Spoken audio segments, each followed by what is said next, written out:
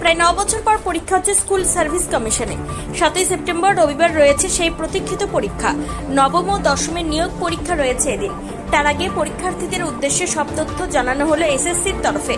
শনিবার এসএসসির চেয়ারম্যান সিদ্ধার্থ মজুমদার সাংবাদিক বৈঠক করে জানালেন পরীক্ষার নিরাপত্তা বজায় রাখতে কি করছে এসএসসি।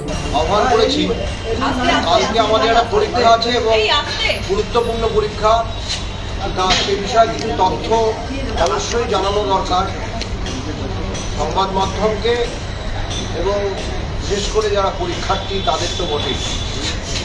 কারণ অনেক সময় আমরা অনেক কিছু হয়তো ওয়েবসাইটে দিই নোটিফিকেশান, কিন্তু সেটা হয়তো সবাই ঠিক করে দেখেন না, ফলে আপনাদের মাধ্যমে অনেক তথ্য যায়।